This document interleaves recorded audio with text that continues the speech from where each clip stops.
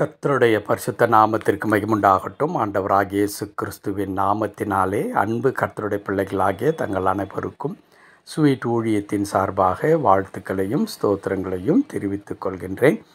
ஏசாயா தீர்க்கதரிசியின் புத்தகம் 64 அதிகாரம் 4வது வசனம். ஏசாயா 64 வசனம் 4. தேவனே, உமக்கு காத்திருக்கிறவர்களுக்கு நீர் செய்பவைகளை நீரே அல்லாமல் உலகத் தோற்றம் முதற்கொண்டு ஒருவரும் கேட்டதுமில்லை, செவியால் உணர்ந்ததுமில்லை, அவைகளை கண்டதும் இல்லை. தேவனே, உமக்கு காத்திருக்கிறவர்களுக்கு நீர் செய்பவைகளை நீரே அல்லாமல் உலகத் தோற்றம் முதற்கொண்டு ஒருவரும் கேட்டதும் இல்லை, செவியால் உணர்ந்ததும் இல்லை, அவைகளை கண்டதும் இல்லை. என் அன்பு கடவுளுடைய பிள்ளைகளே, ஆண்டவர் உங்களுக்காகவும் எனக்காகவும் திட்டங்களை வைத்திருக்கிற கடவுள். அந்த திட்டத்தை ஆண்டவர் எப்பொழுது உருவாக்குகின்றார் என்றால், நீங்களும் நானும் இந்த உலகத்தில் பிறப்பதற்கு முன்பதாகவே உருவாக்குகின்ற கடவுள். அதை தான் இங்கே வாசிக்கிறோம்.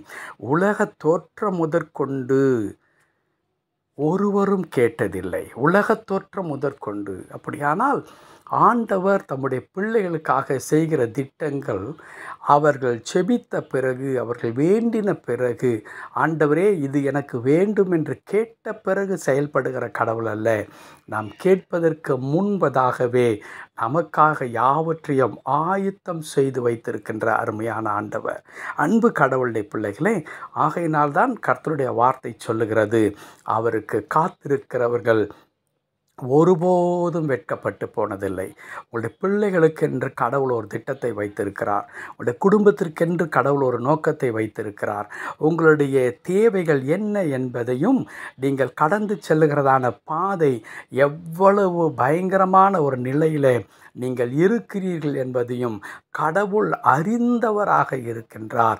அறிந்திருக்கின்ற கடவுள் அமைதியாக இருக்கின்ற கடவுள் அல்ல, நமக்காக செயல்படுகின்ற கடவுள், நமக்காக கிரியை நடப்பிக்கின்ற கடவுள். நமக்கு என்ன வேண்டுமோ அதை செய்து முடித்து நம்ம எல்லா விதமான பிரச்சனைகளிலே இருந்து வெளியே கொண்டு வந்து நம்மை ஆசீர்வதிக்கின்ற ஆண்டவராக இருக்கின்றார். அப்படி நமக்கென்று கடவுள் வைத்திருக்கிறதான அந்த உன்னதமான ஆசீர்வாதம் இருக்கிறதல்லவா, அதை பக்கத்தில் இருக்கின்ற எந்த ஒரு மனிதனும் உணர்ந்து கொள்ளவே முடியாது. ஒரு சின்ன எடுத்துக்காட்டை நான் சொல்லட்டுமா? தன்னை பெற்றெடுத்த தகப்பன், தன் உடன் பிறந்த சகோதரர்கள் கூட அறியாதிருந்தார்கள் யோசேப்பிற்கென்று கடவுள் வைத்திருந்ததான திட்டத்தை. ஒரு நாள் அவன் கனவு காண்கின்றான். அந்த கனவை தன் சகோதரனிடத்திலும் தகப்பனிடத்திலும் பகிர்ந்து கொள்ளும் பொழுது அவர்கள் அதை புரிந்து கொள்ளக்கூடிய சக்தி அவர்களுக்கு இல்லை. ஆகையினால் அந்த மகனை அவர்கள் வெறுக்கிறார்கள், அவனை உதாசீனப்படுத்துகிறார்கள். ஆனால் யார் புரிந்து கொண்டாலும் புரிந்து கொள்ளாமல் இருந்தாலும், யார் உதாசீனப்படுத்தினாலும் அங்கீகரித்தாலும், யார் அதை அழிக்க நினைத்தாலும், அன்பு கடவுளுடைய பிள்ளைகளே, யோசேப்புக்கென்று ஆண்டவர் ஒரு திட்டத்தை வைத்திருந்தார். ஒரு நாள் வரும், அப்பொழுது நான் யோசேப்பை உயர்த்துவேன், அவன் அநேகரை போஷிக்கிற ஒரு மனிதனாய் மாற்றுவேன் என்று ஆண்டவர் யோசேப்பை குறித்து ஒரு திட்டத்தை வைத்திருந்தார். ஆனால் அதை குறித்ததான கனவை யோசேப்பிற்கு வெளிப்படுத்தும் பொழுது யோசேப்பும் புரிந்து கொள்ள முடியவில்லை, அவனுடன் பிறந்தவர்களும் புரிந்து கொள்ள முடியவில்லை, ஏன் பெற்றெடுத்த தகப்பனால் கூட புரிந்து கொள்ள முடியவில்லை.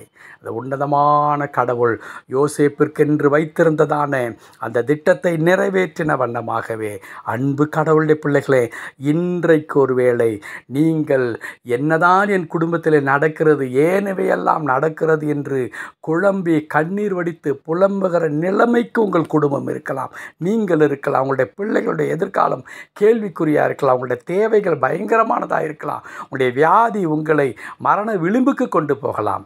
ஆனால் கடவுள் உங்களை ஒரு நாளும் கைவிட மாட்டார்.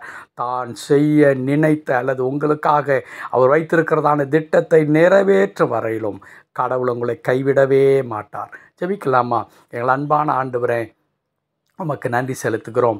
ஆம் கர்த்தாவே, உமக்கு காத்திருக்கிறவர்கள் ஒரு நாளும் வெட்கப்பட்டு போக மாட்டார்கள். ஏனென்றால் அவர்களுக்காக நீ செய்ய தீர்மானித்திருக்கிற காரியங்களை உலகம் புரிந்து கொள்ள முடியாமற் போனால் கூட என் தேவன் செய்ய நினைத்ததை ஆண்டவரே நீர் கர்த்தாவே ஆண்டவரே விலக்கி கொள்ளுகிறவர் அல்ல, அதை திரும்ப பெற்றுக்கொள்ளுகிற கடவுள் அல்ல.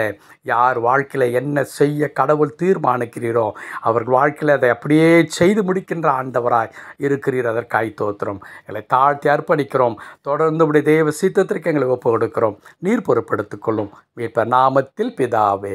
ஆமென், ஆமென்.